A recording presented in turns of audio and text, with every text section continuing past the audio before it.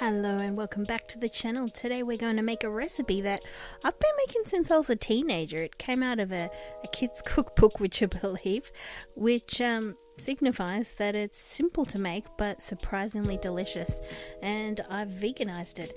It is a savoury rice bake that is cheesy on the top. So let's get started. First up, if you haven't already, you'll need to cook up some rice, and for this recipe I'm using basmati, and you'll need enough for about 3.5 cups of cooked rice, which in dry rice is about 1 to 1.5 of dry. So put that on to boil, and it takes for basmati about 15 minutes to cook, and then on to the next bit.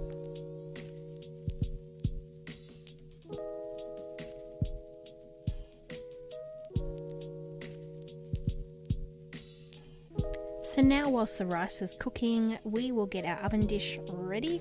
Now you see I've chosen this long rectangular one. I've also used round ones, oval ones. I leave that up to you, but as long as it's oven safe, we'll just grease that up with a little spray oil.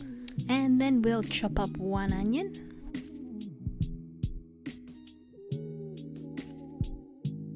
And then we'll set a pan to medium heat and add in our tablespoon of oil, and then saute the onion for a few minutes.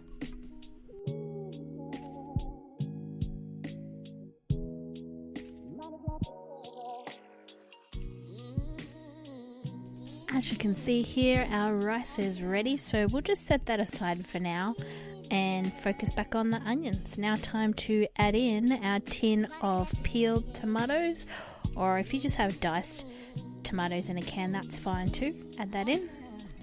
Of course, preferably minus the tin lid. And then we'll add in 1/4 teaspoon of sugar. I just used raw sugar here, but white sugar is fine. And then we'll add in 1 teaspoon of chicken stock. Of course, we've got to make that vegan. I use Massel's brand. And then a sprinkle of salt and pepper. I'm using Himalayan salt here, but that's just what I had on hand. You can, of course, use just white sea salt.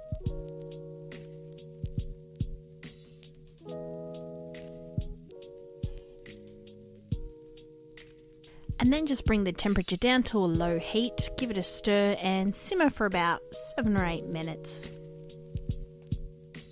And here's a little close-up of it bubbling away. Well, it's about to start to.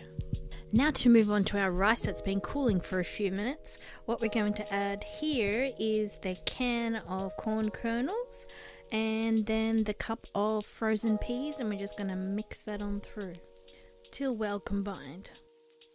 And now we're going to layer that well combined rice, corn and pea mix into the bottom of your oven dish, and we've got to make sure there's room left to add the tomato mix and cheese then. So if you find that it's too high up in the dish, then you may have to get a deeper dish. I also just use the rice spoon to sort of compact it all down, have it all settled, and this will also make it easier later when you want to cut it up into slices once it's cooked. And so there it is, ready to take back over to the stove top, where we will now layer some of the tomato onion mix across the top. I make sure to cover the top well so that there's no little bits of rice sticking out. And also a little side tip, if you like it extra saucy, because it is very rice, like thickened rice, and the sauce is just that little extra, you can double the mix, but I find it's enough. Anyways, layer that along, and then we'll move on to the vegan cheese. Now the vegan cheese that I've chosen has recently started selling in Woolworths, and it's a Scottish brand called Sheath's, and it's a mozzarella cheese. So this is actually the first time I've tried it, and yeah, I didn't mind it. I think there's other brands. I just realised the recipe I have is for cheddar cheese, and this was mozzarella. So yeah, there might be other cheeses that go a bit better with it, but you know, use whatever cheese that you like that's vegan and that melts well in the oven, and yeah, go from there. And some people might even skip the vegan cheese altogether if they've got enough tomato saucy mix. That's entirely up to you.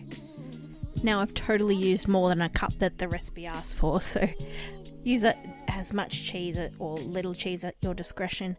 But now that we're going to add it into the oven and cook it for 30 minutes. at 180 degrees, and then let's see what it looks like.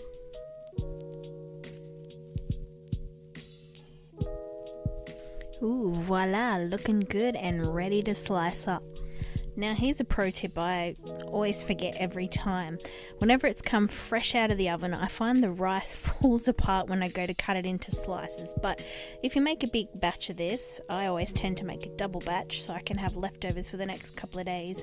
I find that once it's had time to set in the fridge, it slices up much better into, proper savoury rice baked slices. But I'm afraid the way I present this it'll come out in just a bit of a messy clump, but I do promise it is delicious and worth a try.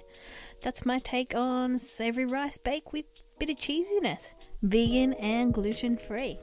Thanks for watching, and I hope you come back to my channel to see what other delicious gluten-free goodies, vegan goodies I should also add, that I'll be cooking up in the future. I'll be doing snacks, sweets, savoury, all kinds, and I'm also open to give me suggestions.